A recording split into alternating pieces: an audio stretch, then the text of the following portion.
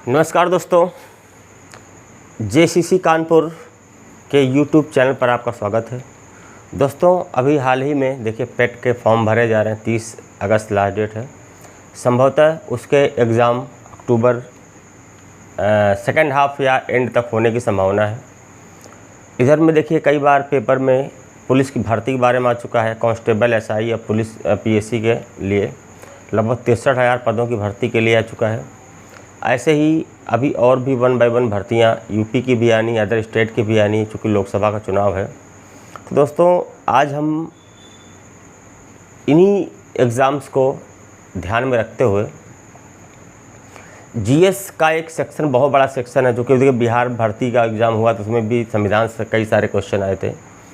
और तो आज हम संविधान सीरीज चालू करने जा रहे हैं सारे वनडे एग्ज़ाम्स के लिए, चाहे आप एसएससी सीएचएसएल दें, सीजीएल देने जाएँ, लेखपाल दें, यूपी टीपीएससी दें, पेट का दें, शिक्षक भर्ती का दें, जितने भी एग्ज़ाम्स हैं जहाँ पर जीएस या जनरल स्टडीज़ के क्वेश्चंस आने हैं, तो उसमें सभी एग्ज़ाम्स के लिए इम्पॉर्टेंट है।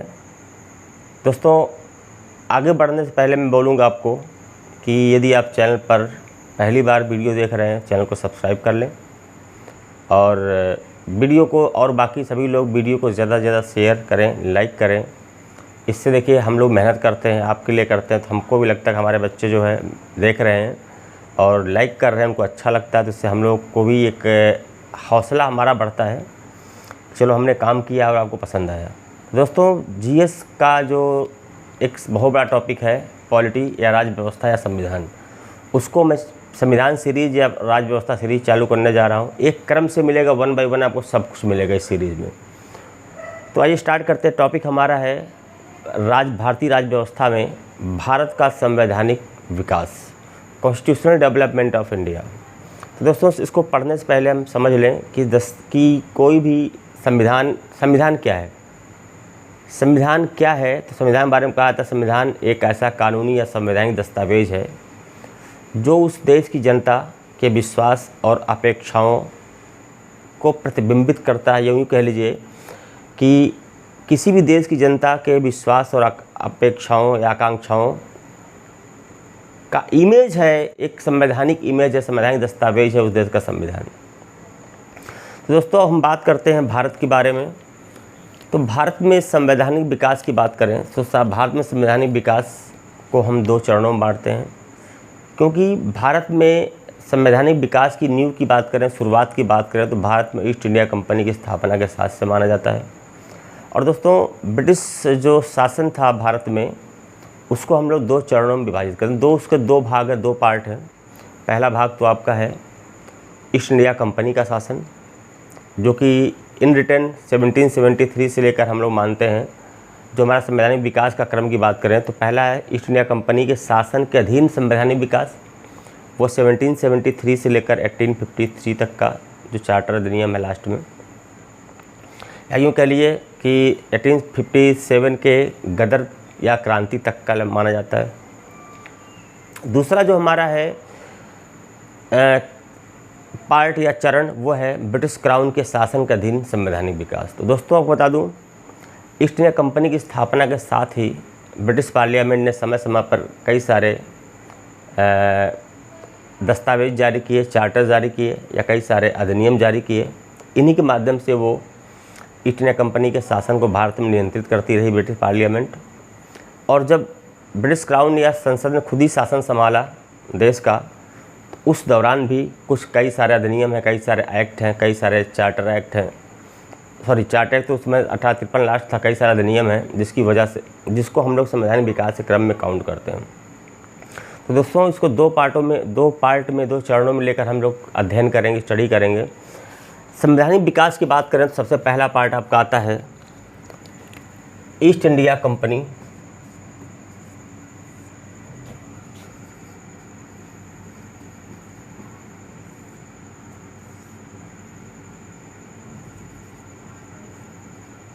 के शासन के अधीन।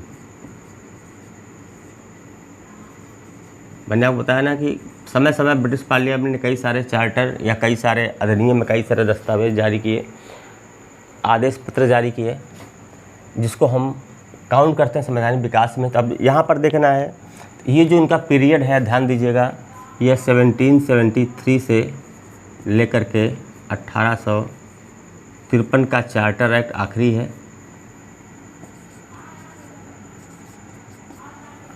अब यहाँ पर ये देखना कौन कौन सा एक्ट या कौन कौन सा अधिनियम है। दोस्तों पहला आप देखिए, पहला हमारा है रेगुलेटिंग एक्ट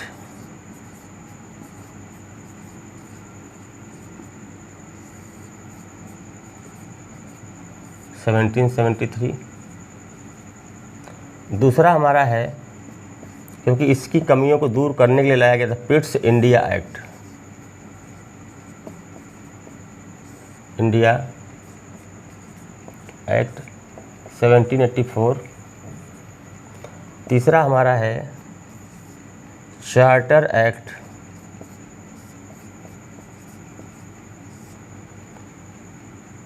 1793।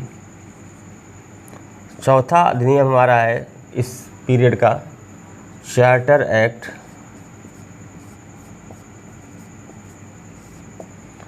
1813। पांचवा अधिनियम हमारा है चार्टर अधिनियम या चार्टर एक्ट 1833।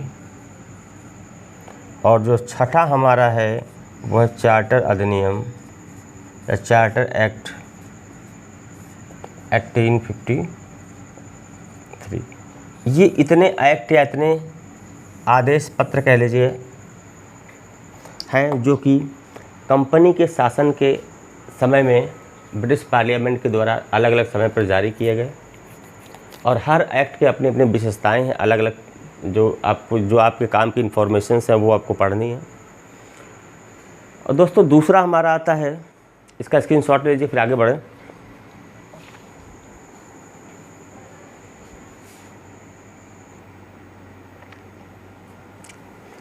दोस्तों दूसरा हमारा पार्ट है ब्रिटिश क्राउन के शासन के अधीन। इसमें देखिए कौन कौन सा एक्ट या कौन कौन सा अधिनियम है।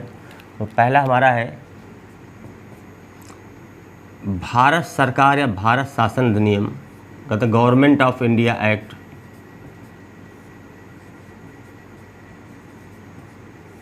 1858।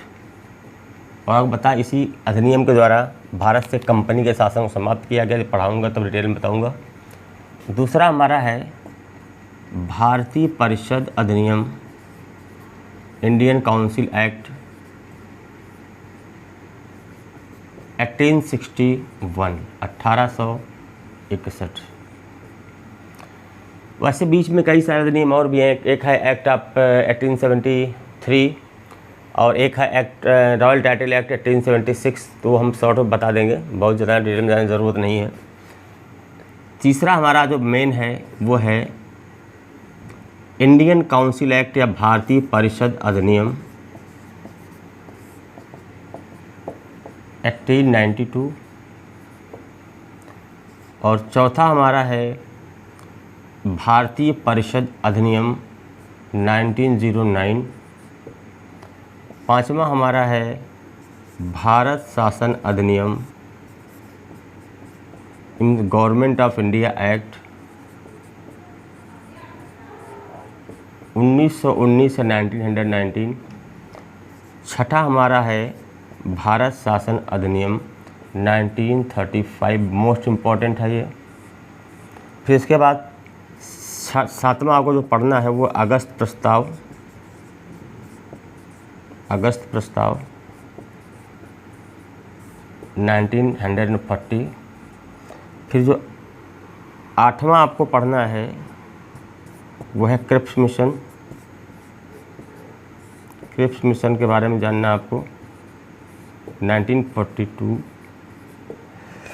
फिर जो नौवां हमारा है कैबिनेट मिशन के बारे में पढ़ना आपको, जो कि मोस्ट इम्पॉर्टेंट से क्वेश्चन बहुत सारे आते हैं, 1946।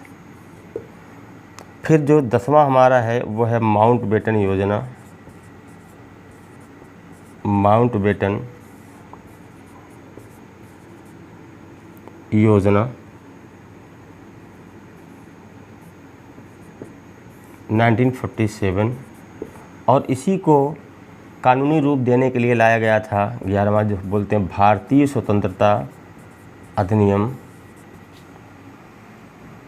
भारतीय स्वतंत्रता अधिनियम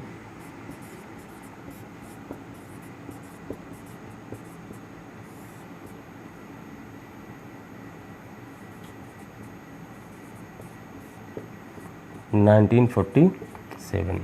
तो दोस्तों इतना आपको संवैधानिक विकास में पढ़ना है। इतना जब आप पढ़ लेंगे तो बहुत सारे कॉन्सेप्ट हैं जो कि बहुत से बच्चों क्लियर नहीं है। आपको संवैधानिक विकास का एक एक कॉन्सेप्ट क्लियर हो जाएगा। सबसे बड़ी चीज़ है, जैसे आए दिन लोग कंफ्यूज होते हैं कि बंगाल का पहला गवर्नर कौन था, बंगाल का आखिरी गवर्नर कौन था, बंगाल का पहला गवर्नर जनरल कौन था, भारत का पहला गवर्नर जनरल कौन था, भारत का पहला वायसराय कौन था, वगैरह वगैरह बहुत सारी चीज़ें हैं। किस गवर्नर जनरल के समय में क्या क्या कार्य हुए, ये कई सारी चीज़ें हैं जो कि आपको पढ़नी है। तो ये हैं ब्रिटिश पार्लियामेंट के द्वारा भारत के शासन के संदर्भ में, चाहे कंपनी का शासन रहा हो, चाहे ब्रिटिश क्राउन का शासन रहा हो, इतने सारे प्रमुख अधिनियम हैं, आदेश पत्र हैं, चार्टर हैं, कुछ भी कह लीजिए, जो जारी किए गए समय समय पर। इन्हीं को हम, इन दस्तावेज़ों को हम संवैधानिक विकास के क्रम में दोस्तों काउंट करते हैं। इसका स्क्रीनशॉट लीजिए, फिर हम आगे बढ़ेंगे। इसको आगे बढ़ने से पहले हम स्टार्ट करेंगे, पहले हम चलेंगे लंदन में। क्यों? क्योंकि कंपनी के शासन की बात तो हमने कर लिया, लेकिन अब बात यहाँ पर ये आती है कि कंपनी की स्थापना कहाँ से होती है, कैसे होती है। तो उस वहाँ से स्टार्ट करेंगे, बिल्कुल बेसिक चीज़ों से। इसका स्क्रीनशॉट लीजिए, फिर आगे बढ़ते हैं।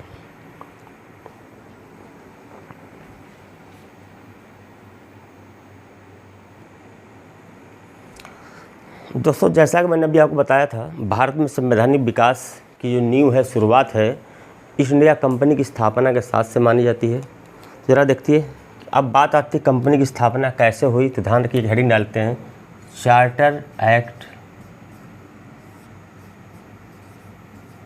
1600। सब बात वही आती है कि जैसा मैंने अभी आपको बताया था स्टार्टिंग में ही, भारत में संवैधानिक विकास की जो शुरुआत है वो कंपनी की स्थापना के साथ से मानी जाती है, जिसकी स्थापना एक राजलेख के माध्यम से महारानी एलिजाबेथ के द्वारा किया गया, और इसी राजलेख को कहते हैं चार्टर एक्ट 1600। तो पहली बात किसके द्वारा हुई? तो चार्टर एक्ट, कंपनी की स्थापना के लिए कौन सा अधिनियम? Charter act 1600। किसके द्वारा की गई? महारानी एलिजाबेथ प्रथम के द्वारा। कब हुई? तो ध्यान रखिएगा 31 दिसंबर, बिल्कुल टू द पॉइंट चलना है, 1600 को। स्टार्टिंग में जो इनको कंपनी की स्थापना के समय कंपनी को, और हाँ एक चीज़ ध्यान दीजिएगा, किसकी जो भी स्थापना हुई थी तो किसकी अध्यक्षता में महारानी एलिजाबेथ ने ईस्ट इंडिया कंपनी को पूर्वी देशों के साथ व्यापार करने का अधिकार दिया। तो ध्यान से देखिए, एक एक शब्द को समझिएगा। क्वेश्चन पूछा जाता है कि महारानी एलिजाबेथ ने जब स्थापना किया, स्थापना को मंजूरी दिया ईस्ट इंडिया कंपनी की, तो कहा जाता है कि पूर्वी देशों के साथ व्यापार करने के लिए ईस्ट इंडिया कंपनी की स्थापना किसकी अध्यक्षता में की गई? तो ध्यान दीजिएगा, ये थे लॉर्ड मेयर की अध्यक्षता में ईस्ट इंडिया कंपनी की स्थापना हुई, खासकर पूर्वी देशों के साथ व्यापार करने के लिए। हम लोग उनको पश्चिमी देश बोलते हैं, तो उनकी तुलना में हम पूर्वी हुए, ये तो कॉमन सी बात है। दोस्तों जब इनको जो लाइसेंस दिया गया या परमिट दिया गया, उसका जो ड्यूरेशन था, वैलिडिटी थी, वो थी 15, स्टार्टिंग में 15 वर्षों के लिए। कितने वर्षों के लिए? 15 वर्षों के लिए। लेकिन 1609 में, ध्यान दीजिएगा, कई बार क्वेश्चन पूछा गया, 1609 में सम्राट जेम्स प्रथम थे, इन्होंने इस वैलिडिटी या कार्यकाल को बढ़ा करके कर दिया था अनिश्चितकालीन। किसका था? अनिश्चितकालीन। तो जब तक मर्जी हो तब तक आप व्यापार कर सकते हैं। 15 वर्षों के लिए डिसाइड किया। महारानी एलिजाबेथ ने स्थापना के समय में 1609 में जेम्स प्रथम ने बढ़ा के उसको अनिश्चितकालीन कर दिया। दोस्तों अब बात आती है कि जब कंपनी की स्थापना हुई, पहले तो आप भी समझिए कंपनी पूरा नाम क्या है। कई बार बहुत लोगों को नहीं पता है, सब लोग ईस्ट इंडिया कंपनी बोलते हैं। ईस्ट इंडिया कंपनी एक्चुअल में क्या है? East India company, east India company की स्थापना 31 दिसंबर 1600 को। इसका तो शॉर्ट फॉर्म है, कंपनी का पूरा नाम है governor and company of merchant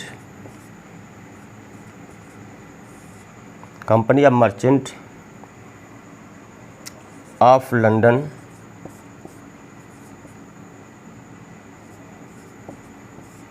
trading to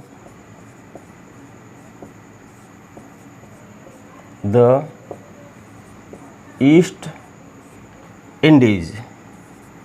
इसी का शॉर्ट फॉर्म है East India Company, trading to the East Indies.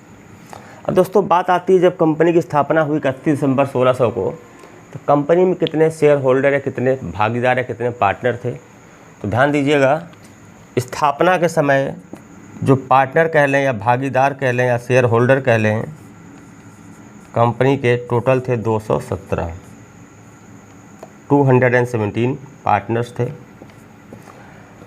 और कंपनी की जो इसमें, और हाँ साथ में ध्यान दीजिएगा, इसमें एक बहुत बड़ी एलिजाबेथ प्रथम भी थी पार्टनर। एलिजाबेथ भी एक इसकी बहुत बड़ी पार्टनर थी, इसकी भागीदार या पार्टनर थी।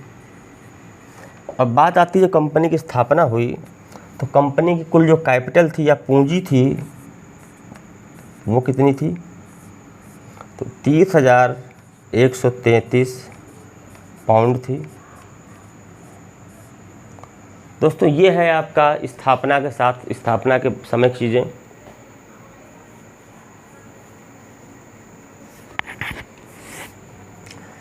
अब बात आती है कि जब कंपनी की स्थापना हुई तो इसको जो गवर्न करने के लिए जो प्रशासक मंडल बनाया गया था, इसमें कुल मिलाकर देखिए एक गवर्नर था, बता दूं मैं आपको, एक गवर्नर,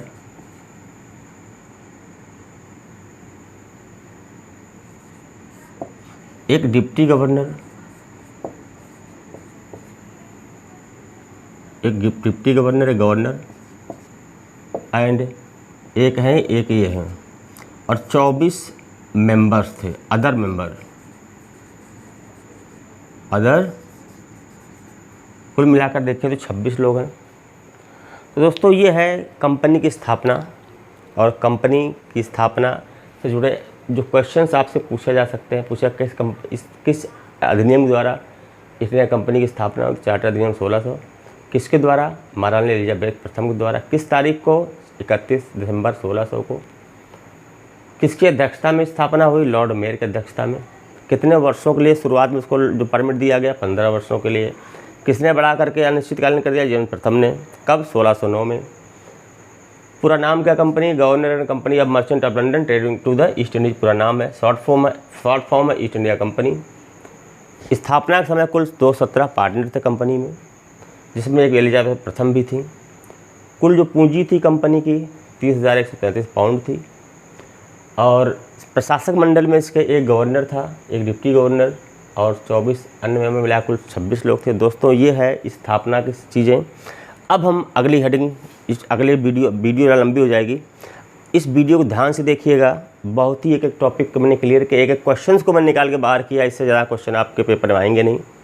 तो दोस्तों वीडियो अच्छी लगे तो वीडियो को ज़्यादा से ज़्यादा दोस्तों मित्रों में शेयर करिए, व्हाट्सएप स्टेटस लगा लीजिए, कहीं किसी भी सोशल मीडिया पर शेयर करिए ताकि और भी लोग जुड़ सकें, फ़ायदा उठा सकें।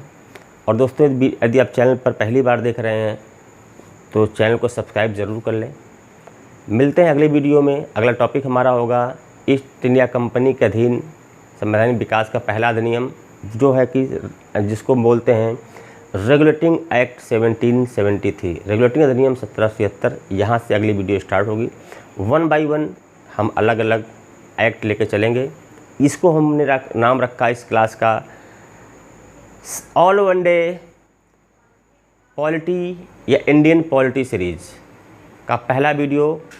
आप सभी को मुबारक हो। मिलते हैं अगले वीडियो में, एंजॉय करिए, ध्यान से देखिएगा, एक एक टॉपिक बहुत इंपॉर्टेंट जहाँ से क्वेश्चन बनते हैं। मिलते हैं अगले वीडियो में, नमस्कार, तब तक के नमस्कार, जय हिंद।